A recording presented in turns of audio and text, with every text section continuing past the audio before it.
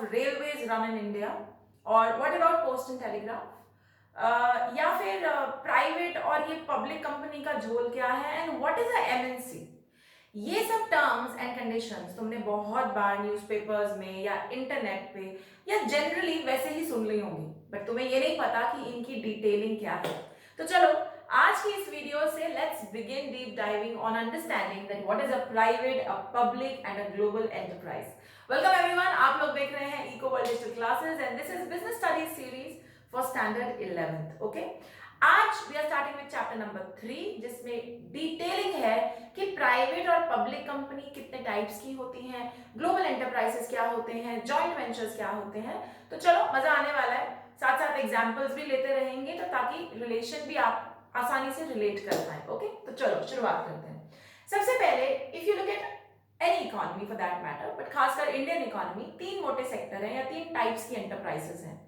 First is private sector, जहां पे वो कंपनीज हैं जिन्हें इंडिविजुअल्स या ग्रुप ऑफ इंडिविजुअल्स ओन करते हैं, कंट्रोल करते हैं, जिनके बारे में हमने चैप्टर नंबर 2 में जब हम फॉर्म्स ऑफ बिजनेस ऑर्गेनाइजेशन कर रहे थे काफी डिटेल में करा। क्या होती है प्राइवेट एंटरप्राइजेस? प्राइवेट सेक्टर में क्या क्या आता है? Joint Hindu family, sole proprietorship, partnership, companies में बोथ प्राइवेट पब्लिक, उसके अलावा योर मल्टीनेशनल कॉर्पोरेशंस, वो भी प्राइवेट हो सकती हैं। तो अगर इंडिविजुअल्स या ग्रुप ऑफ इंडिविजुअल्स किसी चीज को कंट्रोल कर रहा है तो हम उसको प्राइवेट सेक्टर का हिस्सा बोलते हैं और उसके फॉर्म्स ऑफ ऑर्गेनाइजेशन हम लोग कर चुके हैं। Okay, second is public sector. और पब्लिक सेक्टर क्या है? जहां पर गवर्नमेंट का इन्फ्लुएंस है, जिसे हम सरकारी कंपनियां कहते हैं, जहां गवर्नमेंट की शेयर होल्डिंग बहुत है, ओनरशिप कंट्रोल सरकार के हाथ में है, उसको हम पब्लिक सेक्टर की कंपनीज बोलते हैं। पब्लिक सेक्टर की तीन टाइप की डिविजन्स हैं बिजनेस ऑर्गेनाइजेशंस के। एक है डिपार्टमेंटल अंडरटेकिंग, फिर है statutory corporation and third is government companies. देखो गवर्नमेंट कंपनी ना हर किसी को समझ में आता है, बट ये डिपार्टमेंटल अंडरटेकिंग और स्टैट्यूटरी कॉर्पोरेशन ये नहीं पल्ले पड़ता, तो इसको डिफरेंशिएट करेंगे, समझेंगे। Finally global enterprises. Global enterprises could be those private or public enterprises which have made a presence across in different countries. कुछ नहीं है, सरकारी भी एक से ज्यादा देश कंट्रीज में हो सकती है और प्राइवेट भी एक से ज्यादा कंट्रीज में हो सकती है।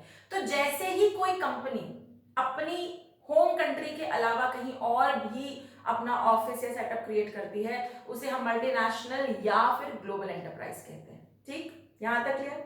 आज की वीडियो में देखो प्राइवेट सेक्टर तो पिछला चैप्टर कवर कर चुका है। आज की वीडियो में I am going to talk about public sector and सबसे पहले हम बात करेंगे डिपार्टमेंटल अंडरटेकिंग की। But before I do that I am going to mention 3 policies. Hold on for a minute. तीन मोटी मोटी पॉलिसीज रही हैं हमारे देश में। वन इज 1948 की इंडस्ट्रियल पॉलिसी, देन 1956 की इंडस्ट्रियल पॉलिसी एंड देन 1991। अब मैं क्या ज्ञान बोल रही हूँ तुम्हें समझ नहीं आ रहा होगा। इसको ऐसे समझो कि देश की सरकार ने एक पन्ना, एक पॉलिसी, एक गाइडलाइन दे दी कि हमारे यहाँ इंडस्ट्रियलाइजेशन या इंडस्ट्री से रिलेटेड ये होगा। 1948 की तो शुरुआती पॉलिसी थी, कई फीचर्स थे बट नॉट दैट, जैसे बोलते हैं ना, बहुत ज्यादा चेंज ओरिएंटेड नहीं थे, क्योंकि हम लोग 1947 में तो आजादी हुए थे। 1957 की वो पहली पॉलिसी, 1956 की वो पहली पॉलिसी थी, इंडस्ट्रियल पॉलिसी रेजोल्यूशन ऑफ 1956, जिसने देश की इंडस्ट्रियलाइजेशन की नींव रखी। इसकी डिटेलिंग आप अगले साल इंडियन इकोनॉमी में पढ़ेंगे, लेकिन फिलहाल ये बता दूं कि 1956 की पॉलिसी में ना सरकार ने कह दिया सब कुछ सरकार के हाथ में रहने दो, प्राइवेट एंटरप्रेन्योर्स के हाथ में ज्यादा ध्यान ना जाने दो, क्योंकि जो भी देश को बनाने के लिए इंफ्रास्ट्रक्चरल प्रोजेक्ट्स के लिए पैसा चाहिए वो सरकार के पास है, वो नियत सरकार के पास है, और सरकार को प्रॉफिट की चिंता नहीं, देश को उभारने की चिंता है।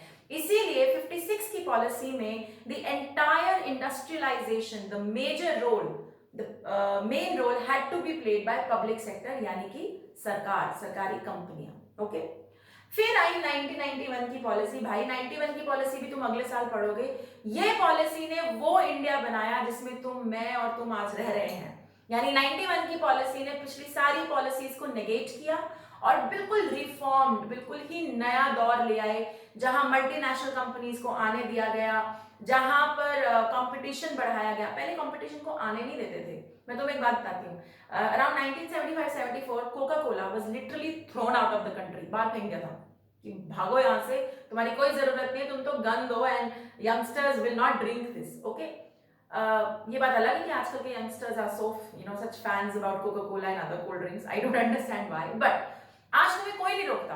तुम्हारी अगर पीने की इच्छा है, if you are okay with it, you will get Coca Cola in the country. क्यों? ये 1991 की पॉलिसी का असर है। लिबरलाइजेशन हुई थी, सब कुछ खोल दिया गया था, कंपटीशन लाया गया था और आने दिया गया था इन सारे फॉरेन ब्रांड्स को कंट्री में। सो ये 3 पॉलिसीज हैं जिन्होंने इंडिया की इंडस्ट्रियलाइजेशन का रुख बदला है। Now why am I making this mention in this chapter? क्योंकि चैप्टर है प्राइवेट पब्लिक ग्लोबल एंटरप्राइजेस के बारे में, और बिना ये समझे कि इसमें इंडिया की बेस क्या रही है, क्या पॉलिसी पॉइंट्स रहे हैं, there is no point discussing these, okay. Also this could be a MCQ question base as well, यहाँ पे एमसीक्यू के क्वेश्चंस हो सकते हैं, ठीक है। चलो तो शुरुआत करते हैं पब्लिक सेक्टर की पहली अंडरटेकिंग से, मतलब पहली कंपनी से, which is departmental undertaking. Railways is a departmental undertaking. अब क्या होता है, लेट्स अंडरस्टैंड। पहला, ये सबसे पुराना, सबसे ट्रेडिशनल फॉर्म ऑफ सेटअप है, और इसमें क्या होता है, एक एस्टैब्लिश किया जाता है एक बिजनेस को एज डिपार्टमेंट ऑफ मिनिस्ट्री। तो जैसे रेलवे का डिपार्टमेंट बनाया गया है, और वो डिपार्टमेंट डायरेक्टली कंट्रोल्ड है रेलवे मिनिस्ट्री से। तो मिनिस्ट्री के अंडर एक डिपार्टमेंट बनाया जाता है, मतलब उसको एक नाम दिया जाता है, बिजनेस ऑर्गेनाइजेशन बनाई जाती है डिपार्टमेंट की तरह, और वो department is absolutely under the control of the concerned ministry. जैसे रेलवे डिपार्टमेंट है और वो आता है रेलवे मिनिस्ट्री के under. Government functions through these departments. Obviously railway ministry मतलब सरकार, और रेलवे अंडरटेकिंग रेलवेज चलाती है देश भर में, तो डायरेक्टली गवर्नमेंट ही अपने इस डिपार्टमेंट के थ्रू रेलवेज को चला रही है देश भर में।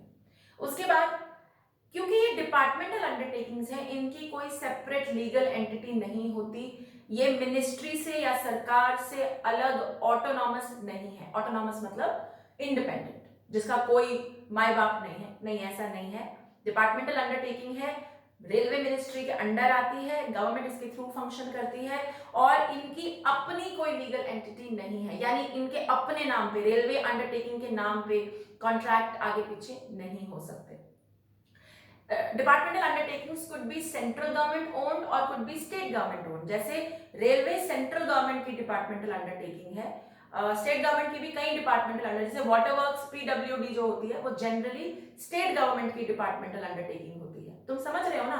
तो मैंने क्या कहा, डिपार्टमेंटल अंडरटेकिंग की अपनी लीगल आइडेंटिटी नहीं है, मतलब अगर कोई कॉन्ट्रैक्ट एंटर करना है तो रेलवे मिनिस्ट्री एंटर करेगी, ना कि railway departmental undertaking. That's how it is.